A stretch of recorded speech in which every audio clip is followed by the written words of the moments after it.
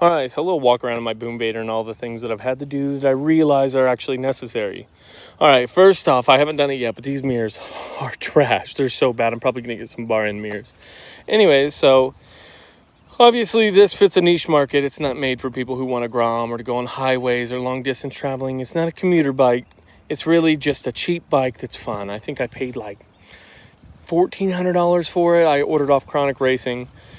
But again, this is not a out of the box ready to go. So if you can't turn wrenches, it's probably not the bike for you, unless you're willing to try to turn wrenches. These things are super simple. Anyways, here's some of the things that I think are necessary. So obviously I changed the turn signal. I don't really think that looks good, but it's better than the ones that are on there. Anyway, so whenever I bought this thing, it came with the all the emissions, the carbon canister and the air box.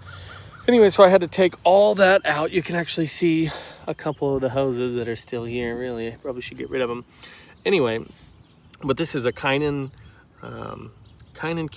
clone, and it came with like 10 different jet sizes. I think I've got like maybe a 115 in here, 115 main stock Pilot.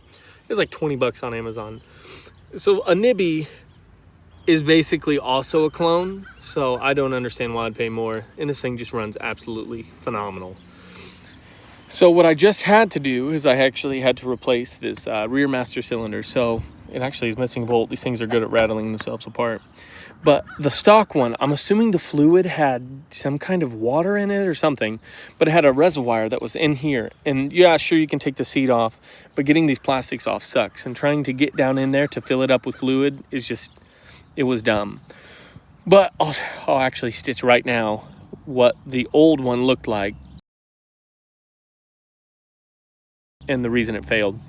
But there's the reservoir hooks into the side, and that's where I'm assuming it failed. Maybe it had water in it and expanded.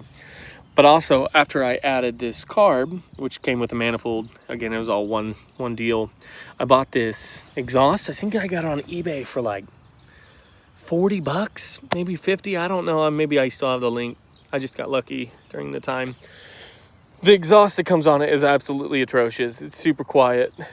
If you like quiet, that's fine. If you live in one of those states that you have to pass emissions, good luck to you. One of those things. So this bike really is not, it's not ready right out of the box. So one of the other problems that I've faced is, I don't think you can see it here. Under here, you might be able to see it. So there's a vent right here. And originally, whenever I bought this thing, it had a check valve. It's for basically vapor. So it goes to your carbon canister that normally sits like right here. But it was like locking my fuel tank so no fuel could get out. So I would ride and then come to a stop sign and it would shut off and not start until I took the tank off, or the lid of my fuel tank. You can actually see I just crimped this off. I planned on fixing it better than that, but honestly, I haven't had really any need to. So that's one big thing. I got rid of that big bulky back fender. I never actually put the chain guard of the fender because I think it's ugly. But nothing that you order for these things fit. I'm telling you now. So like, I've got this rear light. This has the turn signals already in it. I originally I think I had a spot. I was gonna put them here. It's just not possible. I might do the wiring on how to actually wire these lights into the existing wiring. It's really not that bad. But I had to drill to mount the license plate. I had to drill the license plate because this, I think, is for a GROM and it doesn't quite fit, but the stock license plate light does work. So the tires on these, people talk about the tires. I'll post a video. The tires are in need of some love.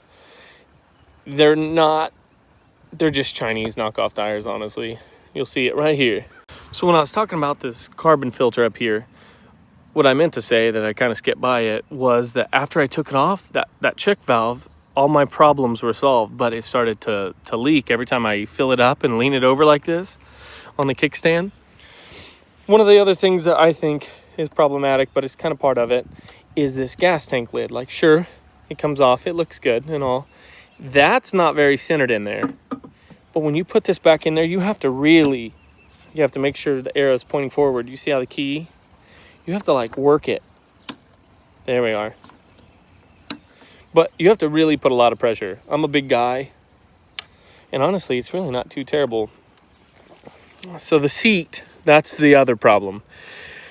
Whenever you sit on this thing, this angle pushes you forward into it. So your legs are like almost too narrow. I don't know how to describe it. Like pushes you to the front of the seat, and I really wish I had a seat that I could sit here on.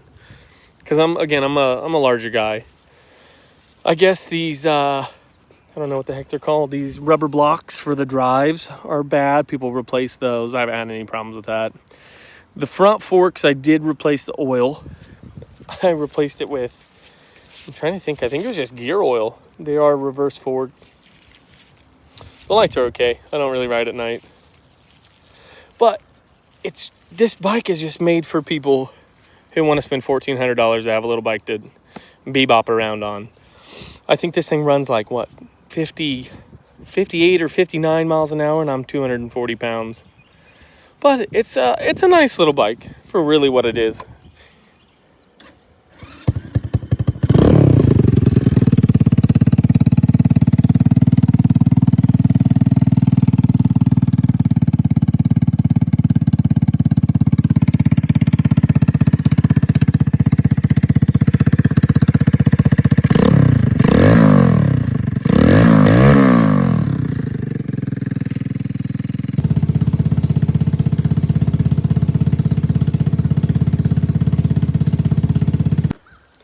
Anyway, what are some of the other things? The gas tank lid. So, sure, we can take this out. And when you pop it off, it does come out. It's great. So this